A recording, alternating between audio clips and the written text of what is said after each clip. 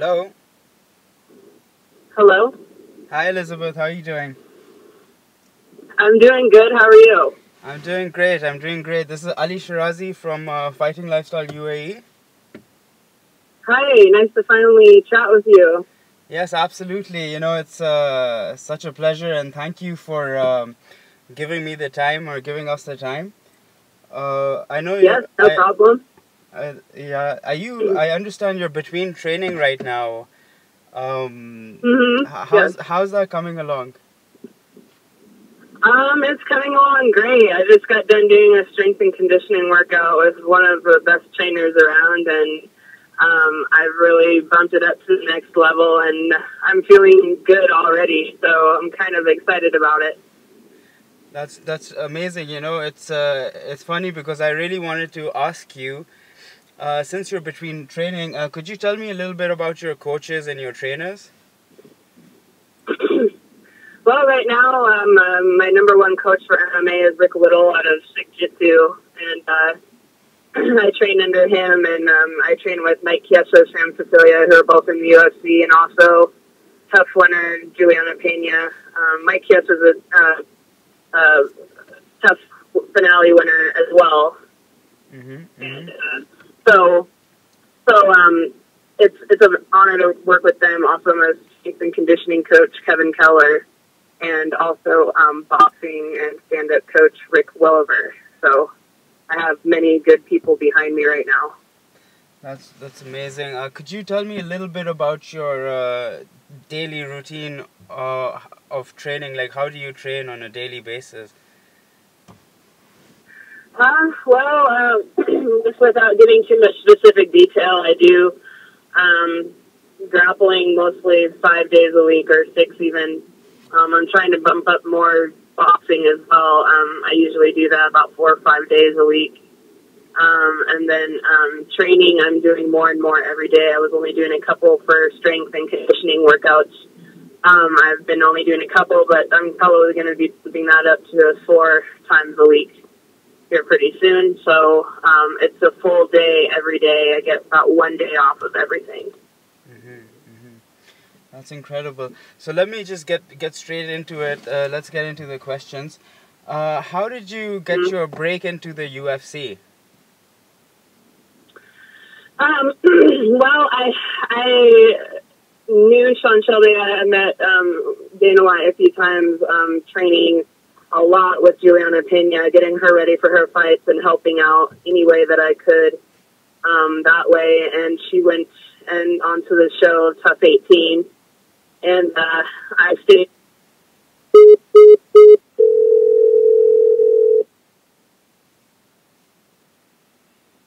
Oh my gosh, I think we lost you there. Yeah, my phone actually is zapped. I was using it my whole workout, and so it died right in the middle of talking, but I plugged it in, so it shouldn't do that again. All right, that's all right. That's okay. Okay. All right. So we were at. How did you get your break into the UFC? Oh yeah. I already had talked to a little bit to Sean Shelby before, but he was following me and knew me through Juliana Pena fighting and stuff. So we were kind of working on trying to get a contract after so many wins. And so I was doing really good at the time. I was on a 4-fight winning streak. And so he decided to give me a chance. Julie and my coach Rick had really pushed for it. And this was a perfect opportunity because I had actually tried to fight Valerie before for a non-UFC fight down in Florida, and it didn't work out. So we tried for it, in the UFC, and luckily it worked out that way. So we ended up getting a contract earlier than we thought we were going to. Your last fight with Valerie was, it went the distance. It was a very close call. And we were observing social media and what people were commenting on the fight, and they said that you actually won that fight. What is your opinion on that fight and on the judge's decision? Well, I definitely think that it went the distance, and it didn't necessarily go the way that I had planned it to. I wanted it to go to the ground a little bit because I'm comfortable there too, but didn't pull off those takedowns like I would have liked. But I'm comfortable standing up, and I think that I did more damage standing up. I think that I did pull off rounds 1 and 3, so I think that I did win by a smidgen, and I think I did more damage, and I think, technically wise, she probably did look more technical and land non-devastating strikes, but I definitely think I went the distance. I had octagon control, I was more aggressive, and I did more damage, so I think I won based on those factors. So I agree with what most of the media and public is saying that I won. Having so said that, disappointing for me though. I was disappointed. So. Okay. Having said that, where do you see the future of women's MMA in the next, say, 10 years or so? I see it being way more developed. I started out really late. I started doing MMA when I was 24. I'm 27 now.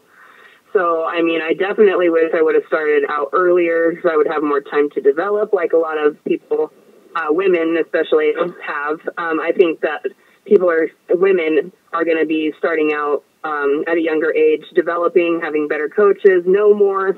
So I think that there'll be a lot more variety of women and their skill level 10 years from now. Elizabeth, another thing is, there's a lot of people say that given women in the UFC who I believe are highly skilled fighters, many people believe that being beautiful is a big part of selling fights in women's MMA. What is your opinion on statements like this? I wish it wasn't the case, but I definitely think that that's true. I think that women that are, beautiful and feminine get a lot more attention, and maybe women that aren't so beautiful and feminine. So, because I think we have this stigma that you have to look like a man or something in order to fight. And I don't think that's true. I think you can be feminine and be a woman and still be strong and fierce at the same time.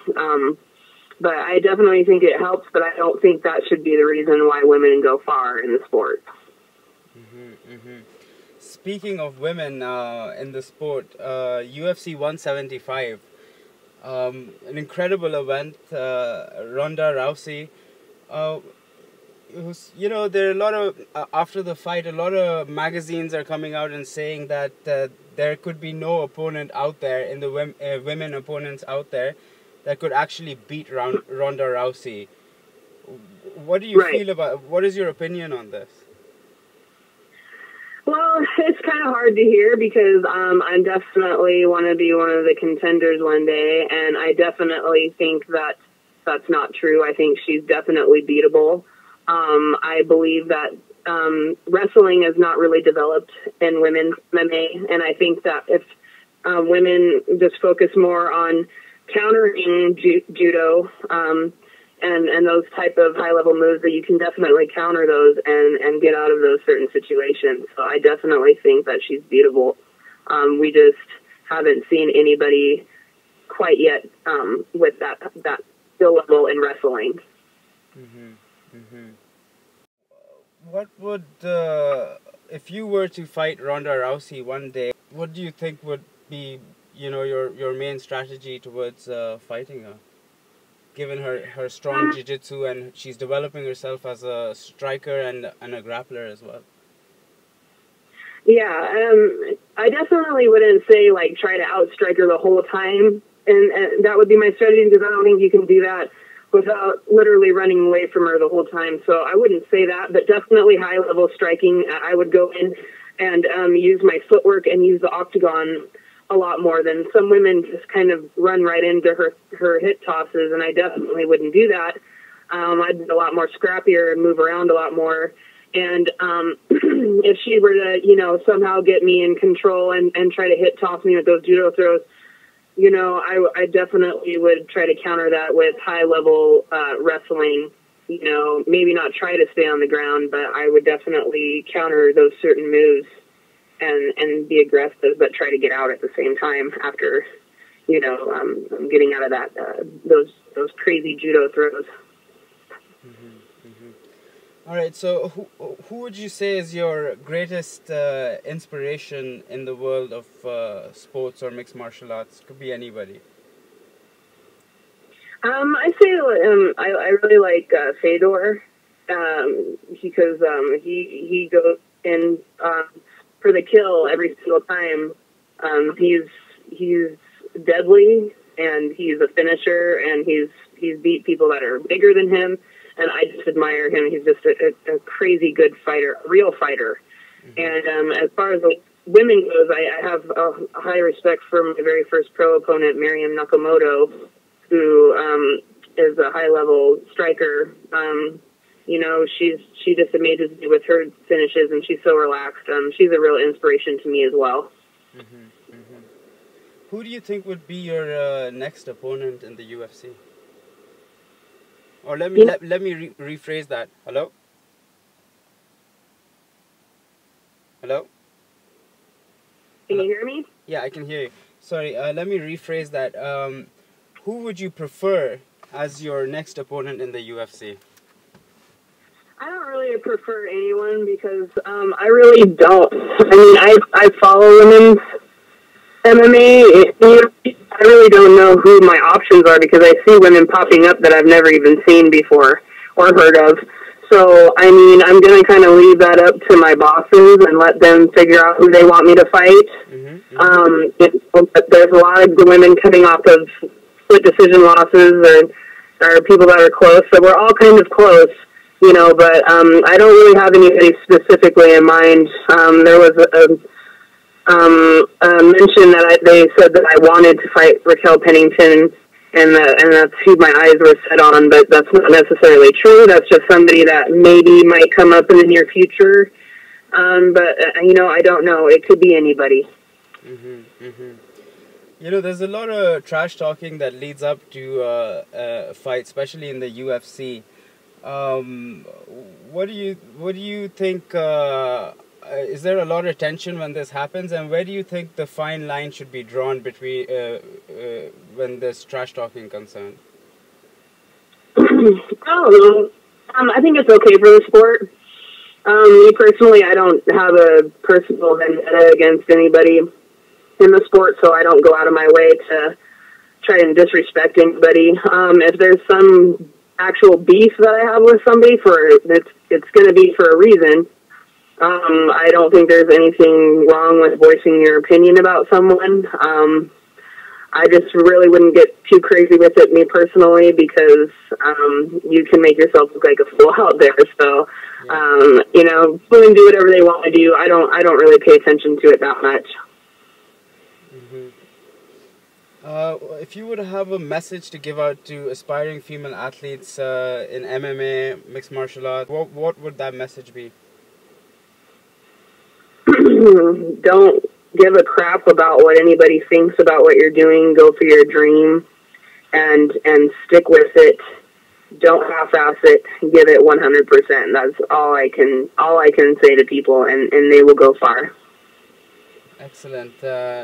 Thank you so much for your time, Elizabeth. This is Ali Shirazee from Fighting Lifestyle UAE.